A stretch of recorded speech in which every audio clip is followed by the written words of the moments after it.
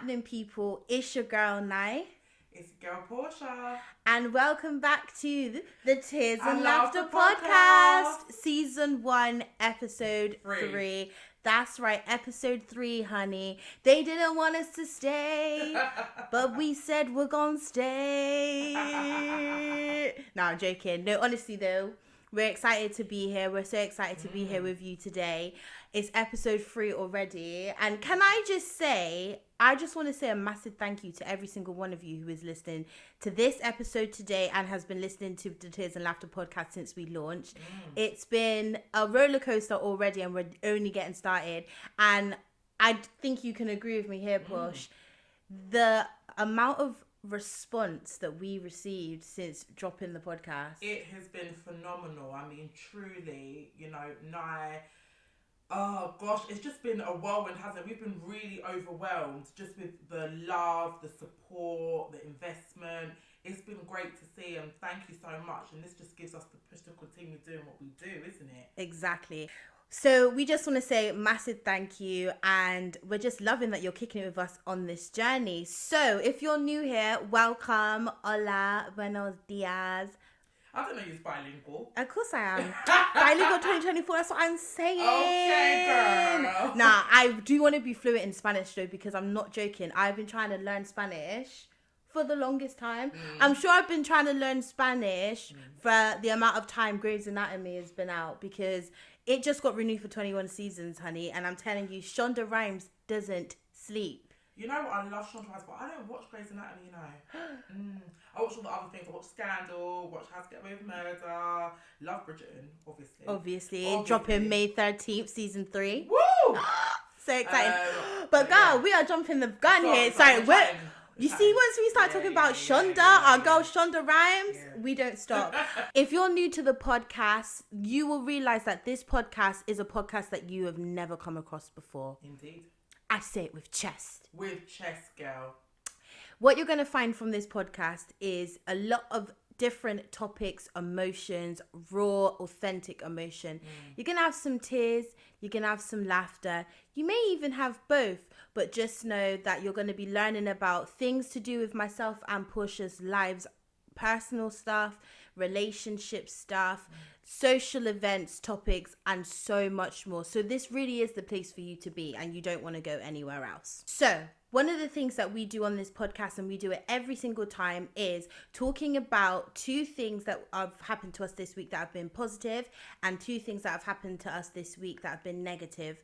Porsha, do you want to start? Yeah, sure. So I guess it's always hard when you do a look back, isn't it? So I guess one thing which I'm really, really thankful for is just my friends and family. You know, the love and support, and I don't take that for granted. Just people, those in my network being there for me, a shoulder to cry on. That's been something which has been really important. That's a beautiful one though. That's like a strong one. Yeah, that's strong. Sorry, it's gonna sound so silly. One thing which hasn't been positive is the price of eggs. Seriously. No way. What are you talking about? The price of the eggs. price of eggs. The price. The price of the randomest person ever. The price of eggs is really starting to get on my nerves. Okay. Like, they say have protein, have a balanced diet, all that Talk jazz. the taste test. Have you seen the price of eggs without a club card or Nectar card? Like what are we saying? In what ballpark? Listen, we'll do the research. I'll come back to it.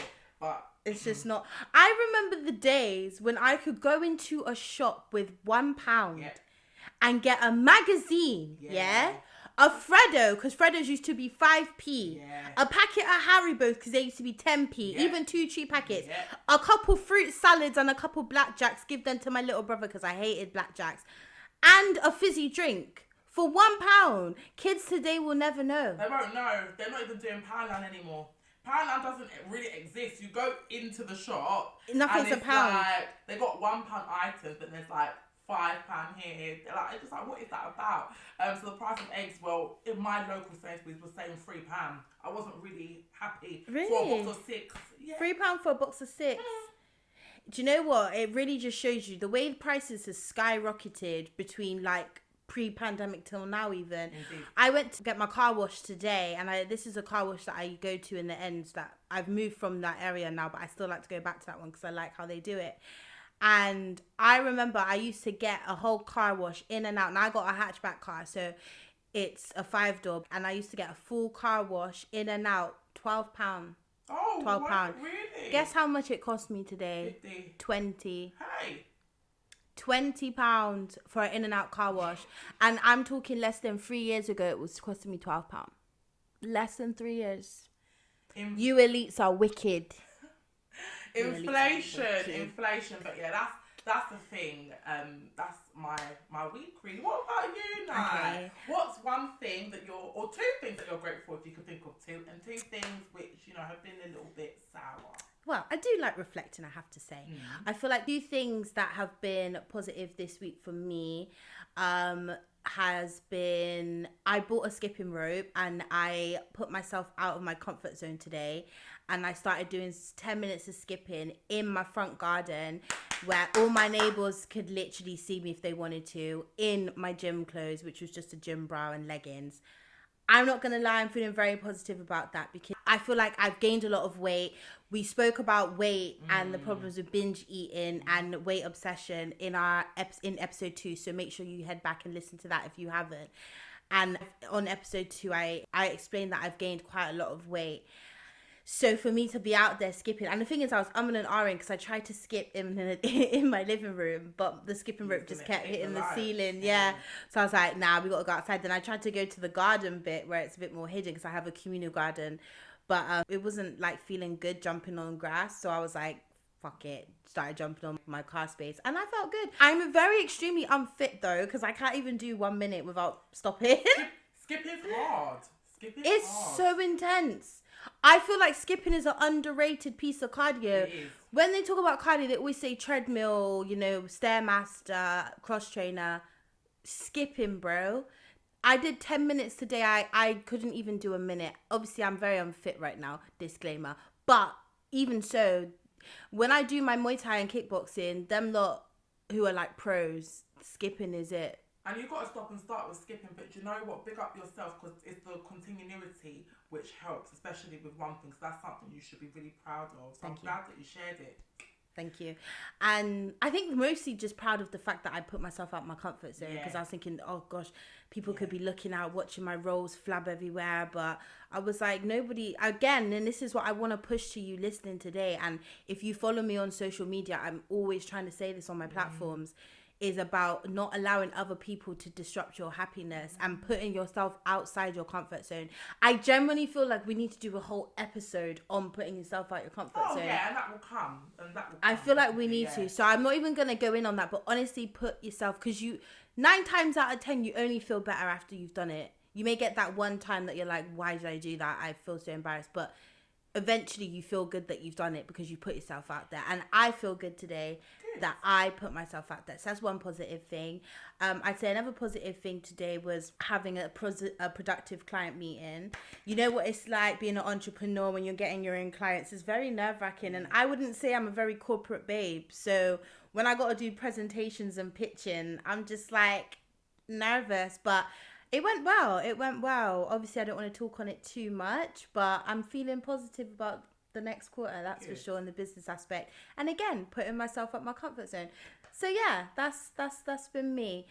2 negatives of this week has been I don't really feel like there's been much of a negative.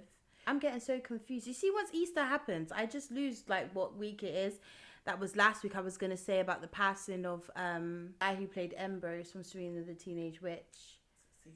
It's something with a C. Yeah, he passed away. Brilliant actor. He passed away, unfortunately. That was quite sad. But that was 2 weeks ago. That's what I'm saying. Time's flying. Honestly, nothing negative. I can't say anything negative that's happened this week. What have I had a bit of a cry over? Yeah, nothing. Literally nothing. Yeah, I actually don't have any negative. I think I just want to whinge about the bipolarness of the way that the summer is, because I left my house with no coat on today. By 3 p.m. it was drizzling and it was sunny. Yeah, but I don't even want to go down the weather route. But that's me being a typical Brit. whinging. Oh, actually, I know something that's been negative. All of this hate that I'm seeing with regards to the Romeo and Juliet actress. That's been a negative. That has been this week, right? Yeah, it has been. Yeah.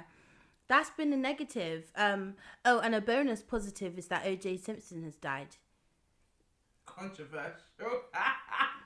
Sorry, he did it. I was never an O.J. fan. Now he has to answer to God. Should we talk about today's topic? Yeah, let's talk about today's topic, girl. So, today's topic is making it in your 20s. Ooh. Is that a realistic thing? And should society change that whole narrative? Porsha, we're in our 20s. Late 20s. Bitch. I just gotta say for the clientele, girl. Bitch. I'm a 22-year-old living in a 26-year-old's body, okay? But we are in our late 20s. Would you say that you feel like you've made it? No.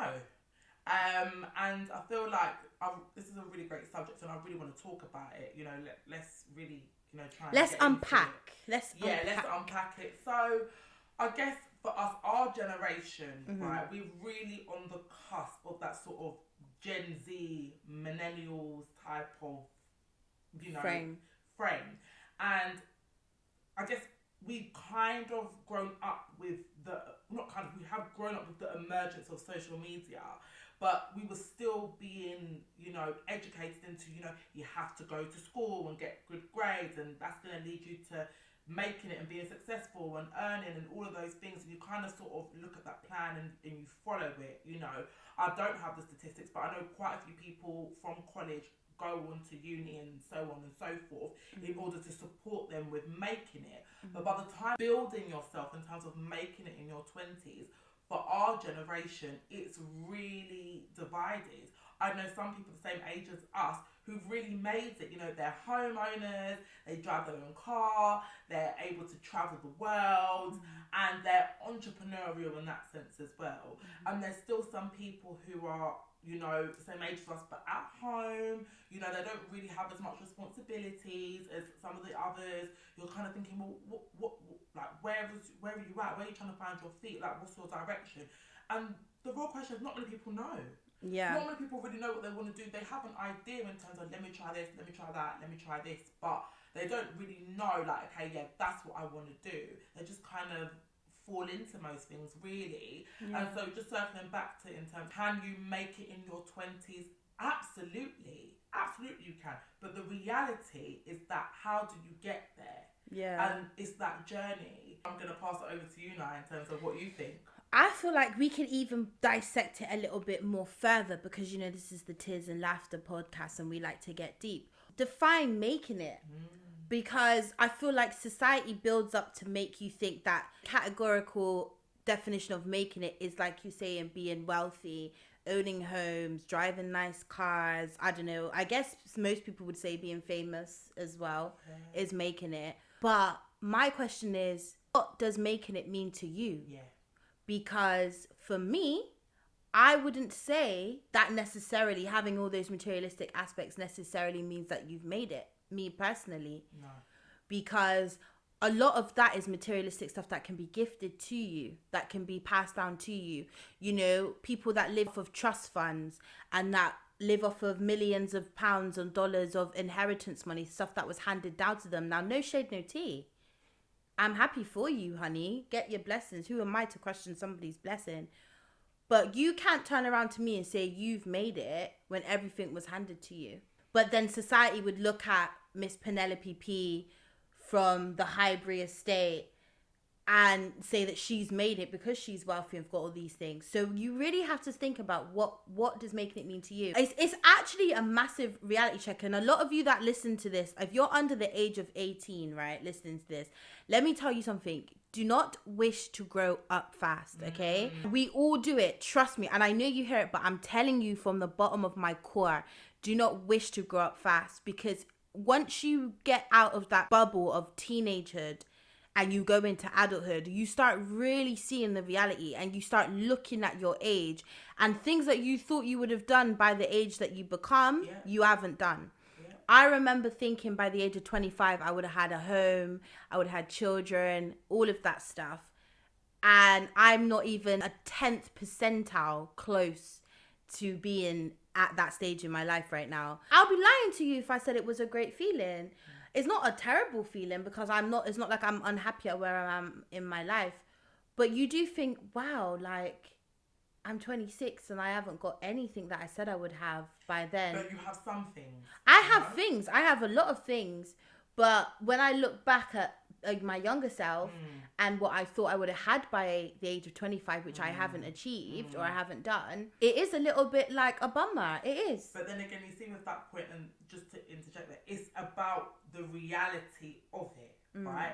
I think when you are sort of 18, 19 and you think what your 20s is going to look like, and then you're hit with real life situations, a curveball here or an acceleration here, and then a drop again here, and then you have to deal with that. You have to respond to it. You try to be proactive and plan it, and then certain things come which are out of your control and you have to respond, and then you start thinking similarly to what Nye said, okay, I have this but I don't have this, but then I have that and I don't have that, and then you're trying to think about it. And as you said, making it or being successful in your 20s, it changes. If you were to look back sort of 10 years ago and thought, okay, this is what I need to do in order to be successful and really make it, in inverted commas, like in your head or in terms of what you want to do for yourself, and now when you look back 10 years from then, like 10 years ago I was 18, do you know what I mean? Now I'm 2 years away from 30 and it's like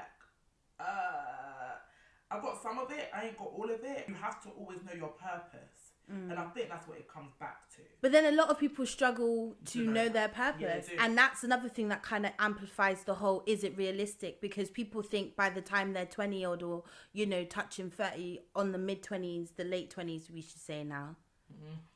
I don't even want it. That just doesn't even sound real to me. Late 20s. I'm in my late 20s. Like, what? Yeah. Bringing it back to my point, sorry, I digress, is that it's like, is that even realistic then? Because we have these perceptions of what we want to achieve by 20 odd and we don't. I'll say it again.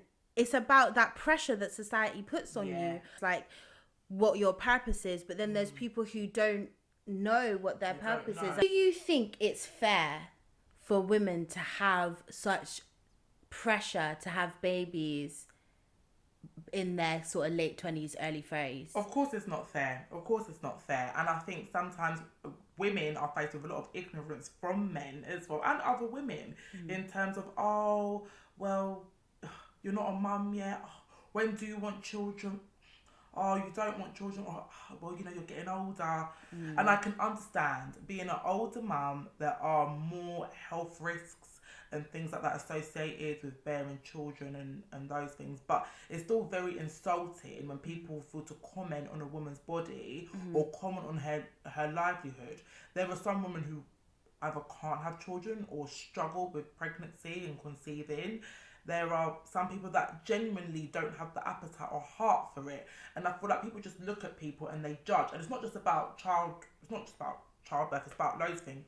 Women's bodies, those things, and especially in your 20s as well. You know, it's like, to be female, you have to have it all. Do you know what I mean? You have to have the career, you have to bring something to the table. You have to also, you know, not be too independent to allow a man to take the lead. You have to have your body looking tea, make sure that you're looking perfect all the time. That there's so much pressure, and sometimes you can't do it all. It is so hard to be a woman, and I feel like I'm personally gonna stop asking and just assuming that all women want kids. Yeah. Because I'm realizing more and more, and I feel like maybe Gen Z. I don't even know what I get so now. confused. There's so many. Basically, the generation after TikTok generation. Generation Alpha. Whatever they are, yeah. Honestly, I can't keep up with all this gen shit. I feel like the TikTok generation of women are bold enough, and I respect them so much, because they're so bold enough now to speak out and say, like, actually, no, I don't want kids, and I'm okay with that. Yeah.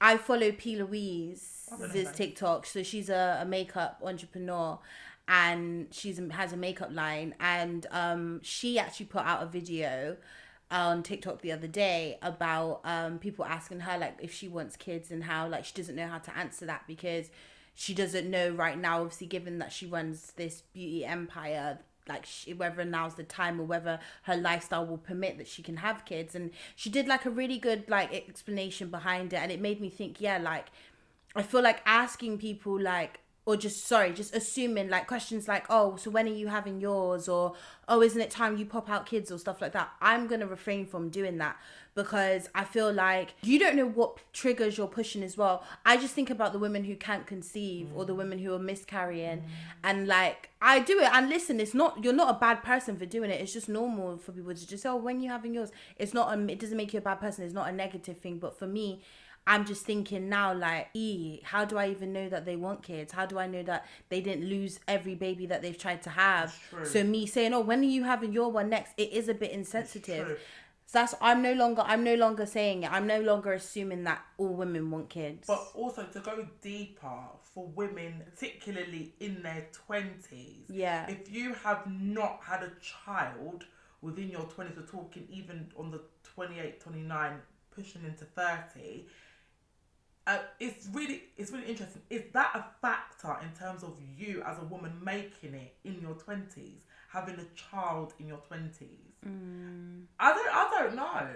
It's like being a 20-year-old is a career. Like being in your 20s is a career in itself, because it's like, let's actually distinguish what the path is for a normal 20. The expectation are, so obviously you're supposed to graduate uni before you turn 20s, or depending on obviously the degree you do. So let's say 21. I don't know. The latest you'd graduate is what? If you go straight to uni. Earliest you graduate is 21. Right. So the earliest you graduate is it 21? Yeah. Oh, I thought it was 18. So the earliest you graduate is 21. The latest you would graduate is what? Well, if you're doing medicine, it could be right up until 30. If you're doing architecture, it could be right up until 30 as well, because they're like 7-year degrees. Okay, so let's put the population of people who study to be those occupations to a side, and the ones that, okay, you're graduating at 21. So by 21, you're then supposed to get this magical corporate job that's going to pay everything and be your life stream. It's not realistic. Entry-level salaries, you'd be lucky if you get a 30k salary. Yeah. And 30k is nothing in London, that's for sure. And the graduate labour market is tough. Exactly. And it's even harder if you haven't had the opportunity to have a placement or anything like that. Right. It's so competitive. Right. And the benchmarks that have to recruit those people is almost impossible. Like the best grades, placement year, all this other extracurricular stuff just to get a graduate job as soon as you finish. And for the majority of people, those opportunities ain't there. So they have to kind of like force themselves into other industries that they didn't necessarily study for. So you've got the path line of graduating at 21, and then you have the aspect of, let's just say you find a job by the age you're 22, right? Yeah. It's going to take you about 3 to 5 years to bump up your salary to a decent amount where you can actually afford to move out this day and age. But then again, what's decent, because when they look at the salary reviews, it just tends to match inflation. True. So you're not really having that much of an Girl, increase. talk the things. Yeah, you're not... HR's guide. You're not really having that much of an increase to the point where it's like, oh my gosh, this transformation where you can save and be a homeowner. It's more so you can just keep up with the times. Right. If you look at it, but that's why there's not that much loyalty in staying with one employer for our generation and the next generation as well. They're being really innovative and creative in terms of what they're going to do for their 20s. You're seeing 22-year-olds homeowners, 21-year-olds. Like, it's crazy right now, the world that we're living in. But then again, that's only a small percentage of people. Not everyone can have that blow-up piece of fame, do you know what I mean, through the TikToks and the Instagrams. Some people do actually have to use, intelligence or wittiness. Ooh, Jade. What are you trying to say? I'm not saying anything. Ice Spice is an intelligent. She's savvy, innit? She's savvy, innit? Honestly, I've really enjoyed covering this today. It's such a deep topic, isn't it? But it does make you think, doesn't it? Like, about all the aspects. So I have been your host, Nye. Thank you so much for listening today. And I've been your host, Porsha. Thank you so much for listening. We appreciate it so much. And we're loving doing this with you. So if you are wanting to learn more about us, please do follow us on social media at Tears and Laughter Pod on all social media platforms. You can also follow us on our personal platforms as well. Mine's is at Ny's World, which is NYSWRLDXO. And mine's at Porsha X. And we will see you on our next episode. Take care. Bye.